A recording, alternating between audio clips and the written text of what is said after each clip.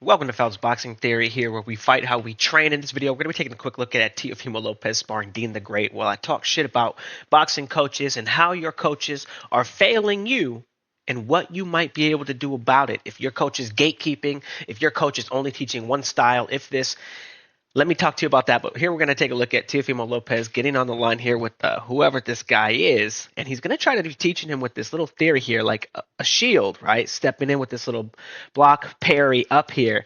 But it's really, really interesting because he's giving this whole lesson. And the guy's like, wow, I never thought of that. Oh, that's crazy.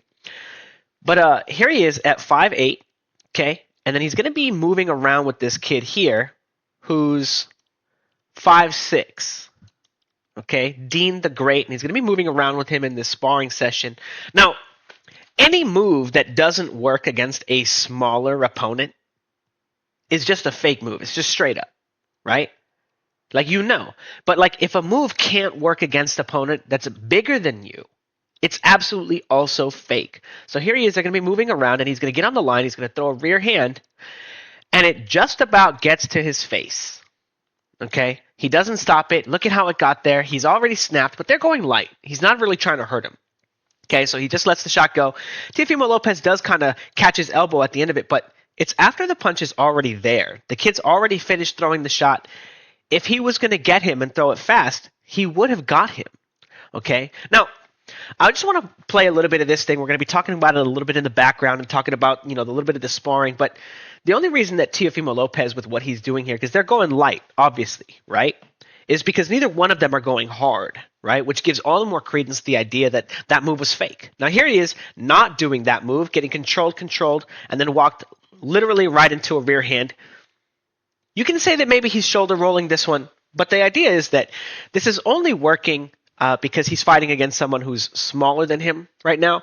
And again, at any point, he can just choose to go as crazy, fast, and snappy and explosive as he wants. Now, again, he doesn't interact with this punch in time that if he was fighting a guy, number one, that was the same size as him, that this move would work. But if the guy was just taller than him, like, I don't know, let's say he was fighting like a really good guy, a guy who's like maybe considered a weight bully, maybe considered, I don't know, Jaron Ennis. Is this a move that he's going to be using against that guy? He won't even have the right angle to block it, even if his arm's up against a guy who's taller than him. It's just absolutely stupid, ridiculous. Just one of the worst moves I've ever seen.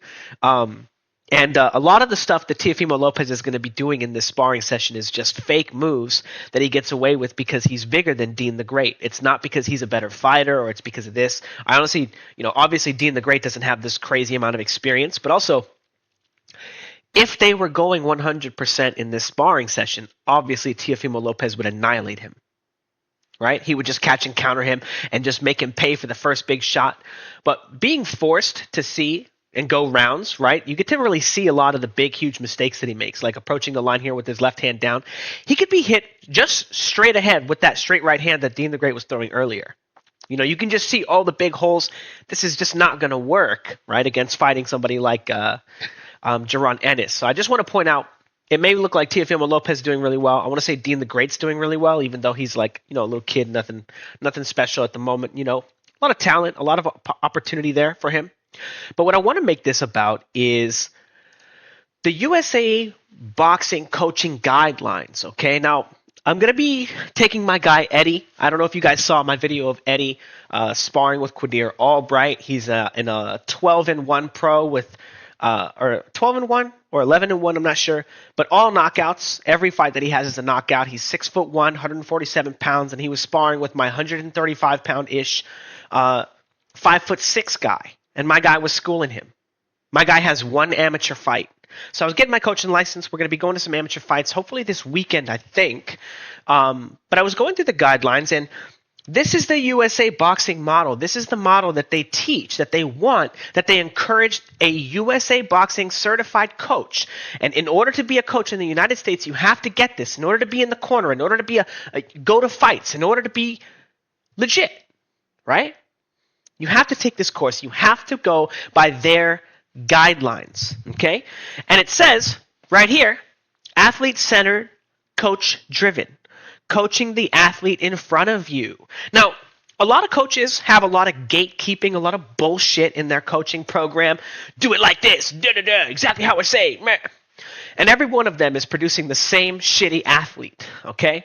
Now, when people join my coaching program and I'm telling them how to do this and how to do that, how to become a better athlete, how to do it, how to become a better athlete and how to get stronger while also learning how to fight, while also practicing actual combat patterns, while actually benefiting yourself. Not just like I had one of my guys talk about his story and a little bit in depth. I was going to go a little bit over that, a lot of it over that.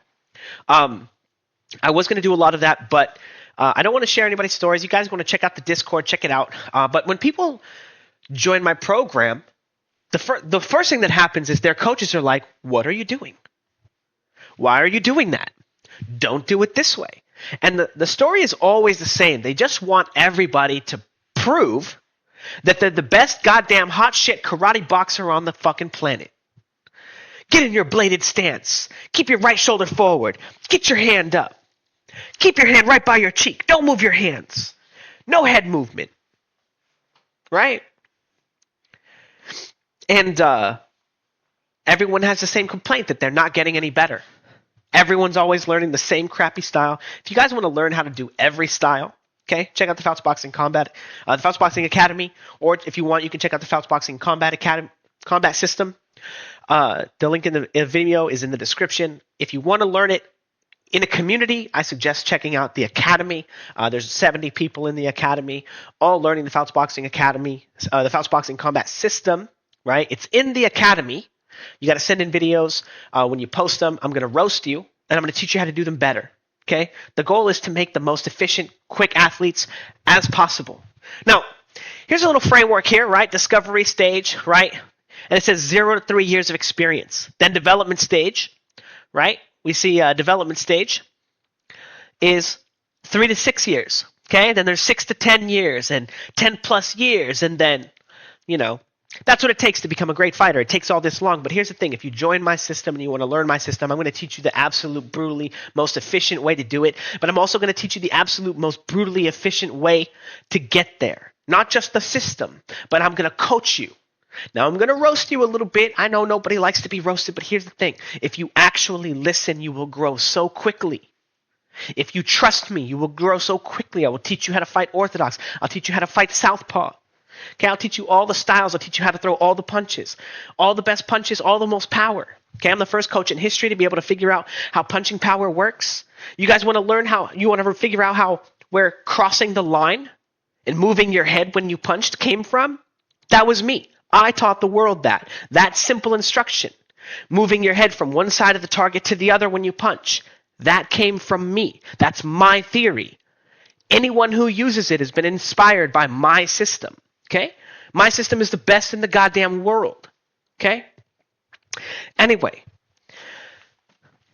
in the boxing green level coaching system, they teach that they are teaching a universal boxer. That's what they're trying to create, okay? A universal boxer can fight southpaw, orthodox, long range, middle distance, and close distance, okay? These are the things that your coach is supposed to be teaching you when they coach the fighter in front of them. Not when they teach you their crappy gatekeeping style that they watched on Tony Jeffries' channel, which how that guy became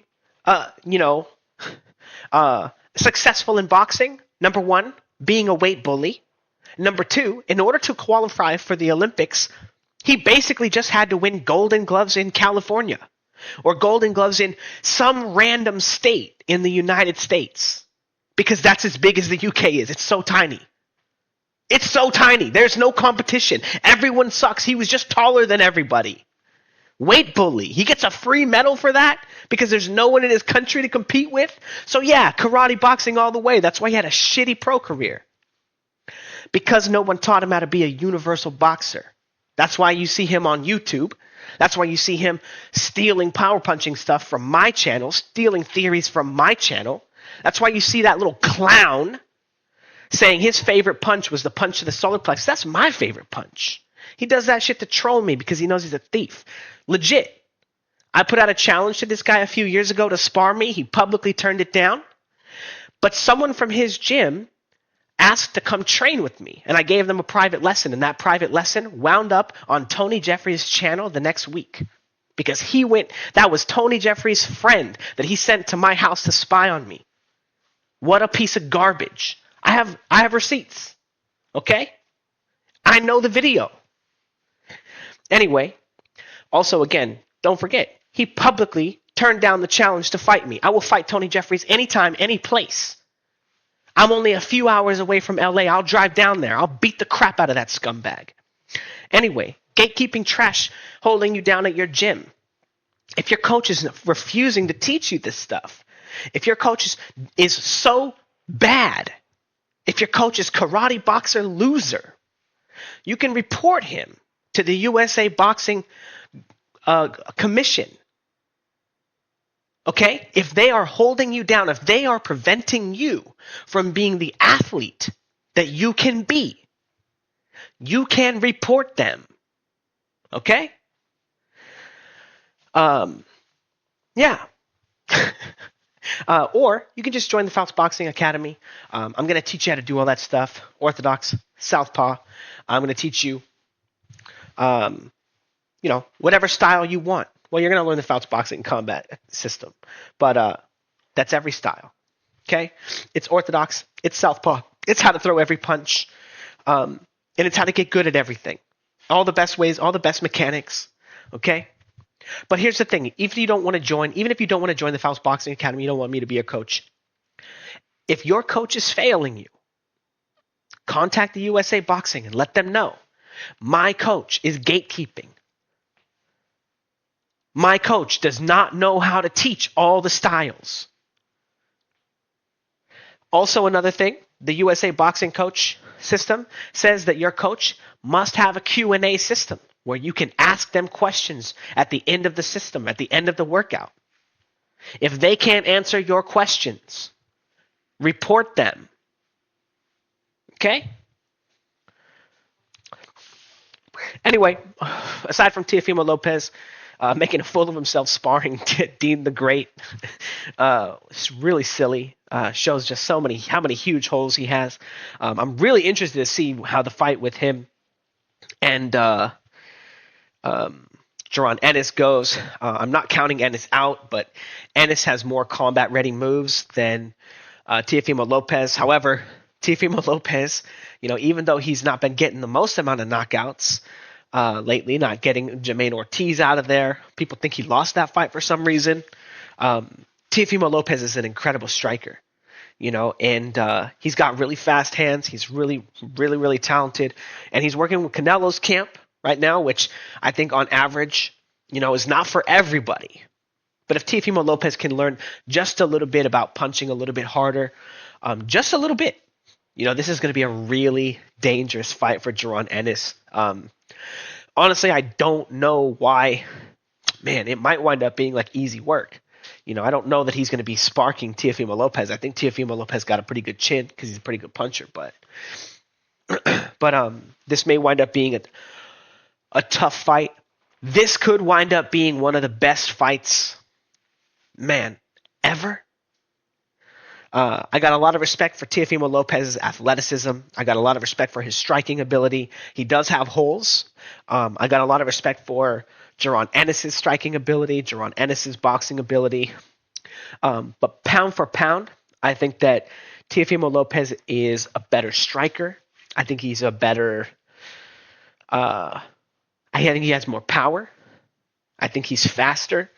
But he's not fighting somebody who's 5'6". He's fighting somebody who's 5'10". He's fighting someone who's bigger than him. Now, Teo's going to be behind the 8 ball on this fight for sure, simply because of the fact that he's a smaller guy, which means he's probably going to be getting outpointed a bit. He's not even going to be probably used to that, which means we might get to see him come out and try to blast him, but Ennis does have a win over Roman Villa. I think that's the guy's name. Even though that guy got sparked in his last fight, that guy's a beast. That guy is really hard to fight. That guy is really, really hard to fight, and he beat that guy, and that guy's the same size as him. So that's really, really, really impressive. But This fight, honestly, it doesn't make any sense for me for Ennis. I don't know what he has to gain from this fight because he legitimately could lose this fight. Teofimo Lopez legitimately could spark him, hurt him really bad. Tio is so explosive, and Ennis does have defensive problems. He can be caught. He does silly things like falls off the line after he throws a punch. Anyway, let me know what you guys think in the comments below. And if you guys have had similar problems with your coaches, share your experiences in the comments section below.